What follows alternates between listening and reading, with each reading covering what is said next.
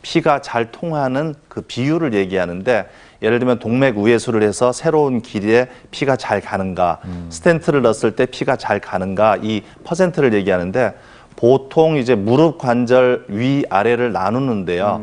무릎 관절 위의 부분에 동맥 우회수를 내지는 스텐트 삽입술의 경우는 5년 개존율, 즉 5년 동안 피가 잘 통하는 비율이 한 60에서 70% 정도로 계산이 나오고요. 네. 무릎 관절 이하는 조금 더 그거보다 더 낮습니다. 따라서 이제 어떤 치료를 한다고 하더라도 병이 진행하는 걸 막아야 되겠죠. 그 막는 그 가장 중요한 부분은 이제 우리가 그 성인병과 관련이 많이 돼 있기 때문에 그런 병을 잘 관리하는 것, 식습관을 잘 관리하는 것, 이런 방법 등을 통해서 잘 관리하는 것이 더 중요하겠습니다. 네, 그러면 이 하지 동맥 질환의 경우에 저는 궁금한 게 남자가 많을까요, 여자가 많을까요? 어떻게 생각하세요? 남자들의 생활 습관상에서 좀 혈관을 다칠 일들이 좀 있지 않을까? 예, 어떨까요? 어떤가요? 예, 그 우리나라에서는 뭐 이게 전 세계적으로도 마찬가지지만 그 남자에서 이 동맥 질환이 더 그 빈도가 높은 걸로 나왔습니다.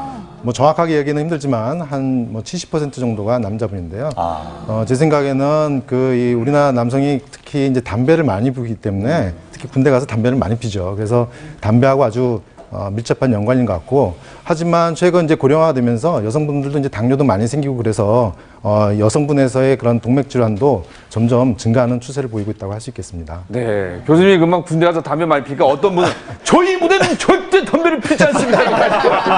근데 궁금한 게 모든 걸 미리미리 예방하면 좋잖아요. 네. 아까 80%가 망가진 다음에 생긴다고 했으니까 네. 예방할 수 있는 방법도 있을 것 같다는 생각이 들거든요. 그래서 제가 아까 이제 담배를 이제 자꾸 이제 강조를 했는데요. 네네네. 그래서 무엇보다도 담배를 끊는 것이 금연하는 것이 가장 중요합니다. 끊어야 돼.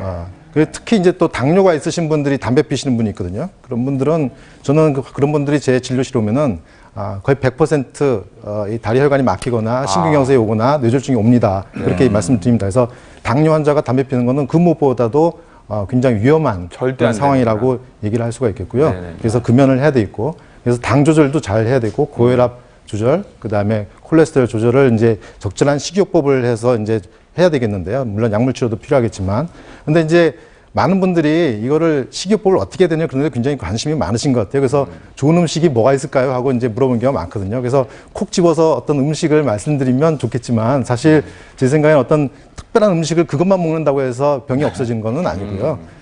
이 신선한 채소, 과일, 그 다음에 잡곡, 그 다음에 여러 가지 견과류, 이런 걸 골고루 드시는데 칼로리를 생각해서 과식하지 마시고 이렇게 드시는 게 좋을 것 같습니다. 네, 그렇군요. 그다음에 또 네.